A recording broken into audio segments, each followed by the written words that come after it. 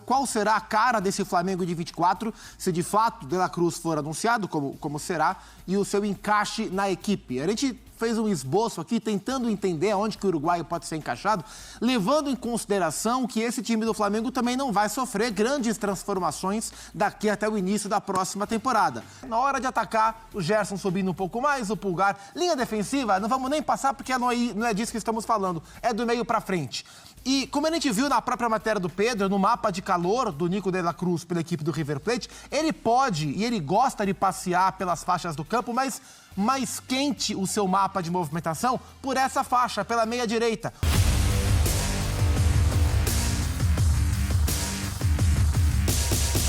Salve, salve nação! Saudações rubro-negras! Mais um vídeo aqui do nosso canal. Vou trazer para vocês este corte do Sport Center com mais novidades, informações atualizadas do mercado da bola do Mengão. Então, se você gosta do canal, gosta do tipo do conteúdo, deixa o like, se inscreva e ative o sininho. As imagens são da ESPN Brasil, Grupo Disney, link na descrição como créditos. No final a gente conversa mais. Vamos lá, simbora. Ó, sonzeira! De La Cruz tem tudo para ser o grande reforço do Flamengo nessa janela. Tem tudo também para chacoalhar o meio de campo rubro-negro e chacoalhar a cabeça de Tite. Afinal, faz várias funções no meio de campo, onde o treinador pode utilizá-lo. Há várias opções. Nossa, olha o mapa dele. O mapa de movimentação durante a passagem pelo River mostra um De La Cruz onipresente. Está em todos os lugares do meio. Preenche o espaço com fartura e intensidade, mas uma leve predileção pelo lado direito. Por ali, com Tite, estiveram Luiz Araújo, Bruno Henrique e também Gerson. O Coringa, aliás, ocupou bastante o meio com Tite e foi sempre uma arma pela direita diante de apuros. Então os dois podem jogar juntos. Com De La Cruz, alguém vai sobrar. Dificilmente vai ser Pulgar, um dos destaques de 2023 e xodó da torcida. E impossível pensar no compatriota Arrascaeta, craque do elenco. O problema é de Tite, mas De La Cruz chega em breve e para jogar. E vai jogar. E como vai? E eu concordo com o Pedro Henrique Torres, chega para jogar. E concordo com o Pedro Henrique Torres, o leque de utilização ele é amplo e levanta boas questões sobre o que será ou qual será a cara desse Flamengo de 24, se de fato De La Cruz for anunciado, como será, e o seu encaixe na equipe. A gente fez um esboço aqui tentando entender aonde que o uruguaio pode ser encaixado, levando em consideração que esse time do Flamengo também não vai sofrer grandes transformações daqui até o início da próxima temporada. Peguei como base o desenho do Flamengo com e sem bola e vou explicar as diferenças com e sem bola para tentar imaginar aonde Nicolás de la Cruz, o irmão do Carlos Sanches, que foi vice-campeão da América pelo Santos Futebol Clube, pode encaixar no ótimo time do Flamengo, comandado pelo ótimo técnico Tite. Assim se posiciona o Flamengo com bola, né? Na hora de atacar, o Gerson subindo um pouco mais, o Pulgar. Linha defensiva, não vamos nem passar porque não é disso que estamos falando, é do meio para frente. E como a gente viu na própria matéria do Pedro, no mapa de calor do Nico de la Cruz pela equipe do River Plate, ele pode e ele gosta de passear pelas faixas do campo, mas mais quente o seu mapa de movimentação por essa faixa, pela meia direita, onde o Flamengo já teve o Everton Ribeiro, que não sabemos se fica, e também já baixou o seu rendimento, onde tivemos recentemente Bruno Henrique jogando meio torto, o próprio Luiz Araújo crescendo também. Penso que nesse espaço é o melhor para o De La Cruz passear. E ele tem a Arrascaeta perto dele, do outro lado Everton, Cebolinha, ou pode ser, claro, perfeitamente, o Bruno Henrique. Vai quem estiver melhor, né? O Everton, Cebolinha termina bem a temporada com o Tite. Assim imagino o De La Cruz de largada na equipe do Flamengo. Esse é o comportamento com bola. Sem bola, o Flamengo se posiciona. Cara, eu escalei o Flamengo assim, ó, do meio pra frente, cara. num 4-4-2, né? Sem bola, o Everton Cebolinha baixa com Ayrton Lucas. Sem bola, o De La Cruz vai ter que ajudar o Varela ou o lateral direito que o Flamengo tiver, com Gerson e Pulgar alinhados, para que a Arrascaeta tenha menos obrigações defensivas e se comporte mais à frente na linha de marcação mais alta com o Pedro. Então essa é a diferença do comportamento com e sem bola, imaginando o De La Cruz como meia pela direita. Outras utilizações para o De La Cruz na equipe do Flamengo. Vamos voltar para o comportamento com bola e tentar imaginar. Se o Arrascaeta não tiver à disposição, a gente pode ter, sim, o De La Cruz jogando nessa função um pouco mais centralizado. Eu prefiro ele vindo mais do lado, como um meio-campista agressivo. Mas ele pode fazer essa função. E aqui pode ser o Luiz Araújo, o próprio Bruno Henrique ou algum outro jogador. Ele pode, inclusive, fazer a função do Gerson. Se o Gerson não estiver disponível para o jogo, ele pode fazer essa função. A Arrascaeta volta porque ele é titularíssimo do Flamengo. E aqui o Luiz Araújo ou algum outro meia, o Pulgar segura um pouco mais e o De La Cruz pode subir para dialogar com o Everton Cebolinha e também com a Arrascaeta. Então ele faz, e ele já fez no River Plate, as funções de meio-campista pela direita central, meio-campista pela esquerda central, pela direita central, um pouco mais aberto e ofensivo por um lado, pelo outro, por dentro. Pode jogar em várias funções. A que mais me agrada, e a que eu imagino que de fato ele vai ocupar nesse primeiro momento, quando anunciado pelo Flamengo, é a de meia mais pela direita, no espaço em que o Everton Ribeiro ocupou nos seus áureos momentos do Flamengo. E essa é só uma das movimentações quentes do Flamengo para a temporada, porque tem mais gente que pode pintar na Gávea para 2024, né, Mota? Scarpa?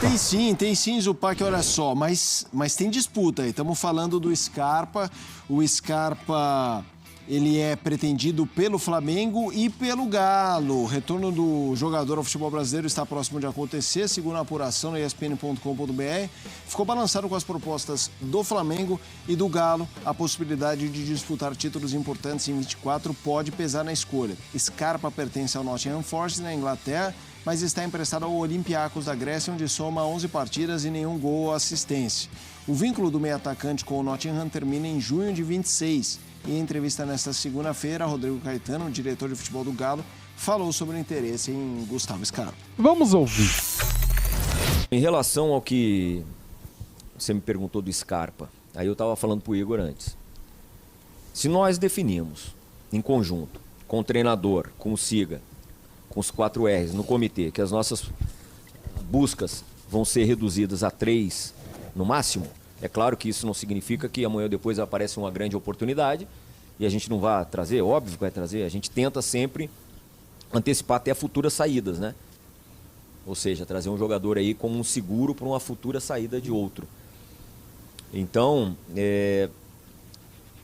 você me ajudou com a pergunta, porque é muito difícil quando entram concorrentes, né, com maior poder aquisitivo, a gente seguir. Então, eu não vou entrar nessa expectativa. O Galo não entra em nenhum tipo de leilão, porque não tem condição. Então, o nosso trabalho é tentar chegar antes. Vamos lá, vamos conversar sobre este tema. Gustavo Scarpa, ouvimos o Rodrigo Caetano. Galo, Flamengo, e aí? Combina mais onde? Teria mais espaço onde? Como é que você vê essa situação? O que eu acho mais interessante nisso tudo é algo que é primordial para as conversas continuarem, né? Ao que parece, o Scarpa está mesmo considerando voltar ao futebol brasileiro.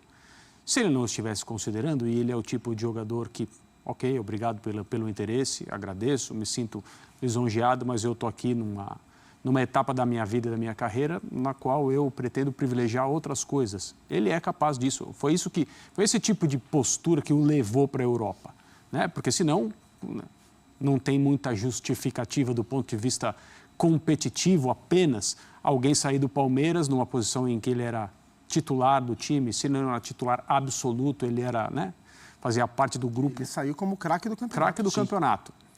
E para o Nottingham Forest, né? E, por favor, não vejam aqui nenhum tipo de desrespeito ou crítica ao Nottingham Forest, que é 2 vezes campeão europeu, tem uma história magnífica, um clube extremamente respeitável, não importa. Estou dizendo que o Nottingham Forest no ambiente da Premier League, do futebol na Inglaterra, e o Palmeiras no ambiente do futebol brasileiro / sul-americano, são grandezas diferentes hoje, né?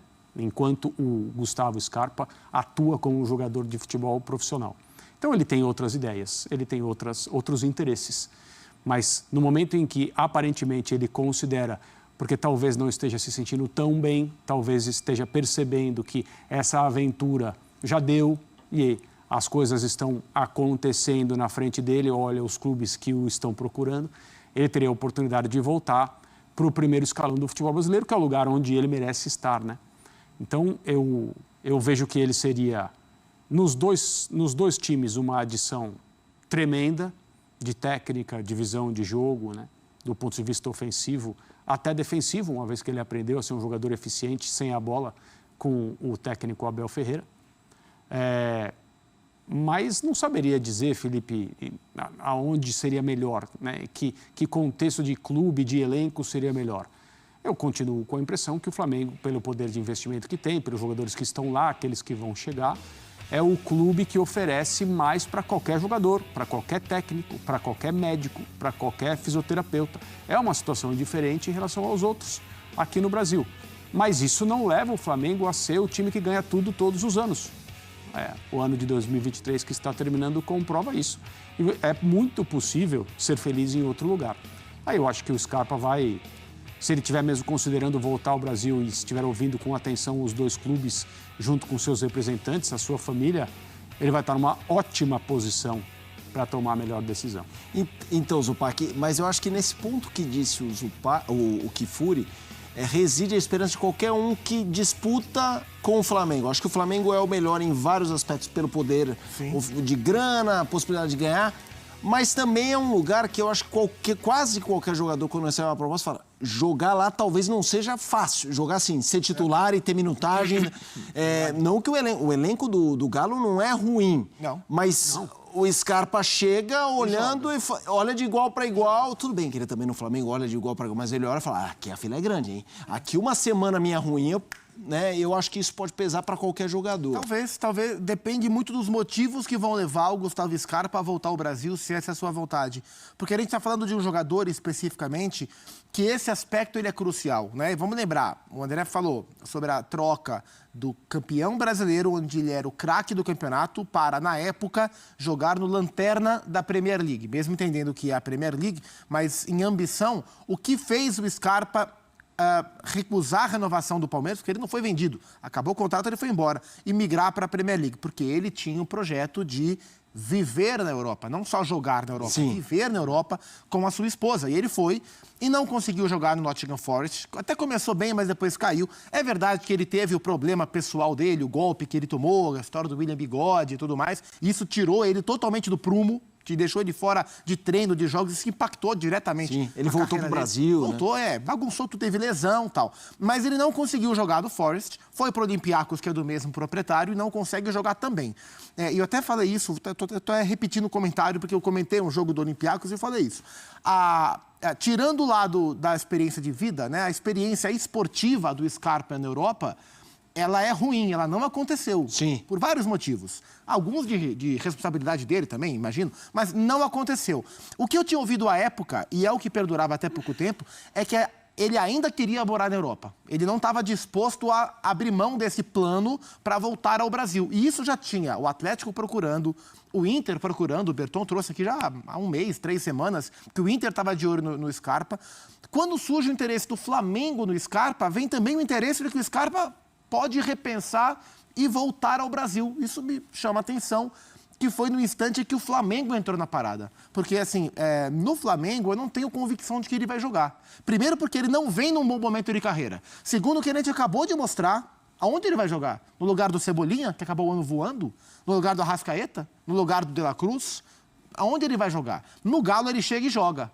Chega e joga. Filipão, ele foi campeão brasileiro com o Filipão. Ele pode ter um encaixe como um meia aberto pelo lado, muito interessante para trabalhar com o Hulk, com o Paulinho.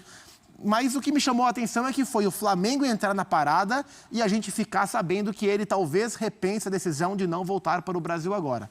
é um jogador muito interessante, mas que não vive um bom momento de carreira. No campo da conjectura apenas, não seria surpresa o Palmeiras entrar na história, né? Mas a informação é que o Palmeiras não vai entrar na história. Então, aí sim seria uma surpresa.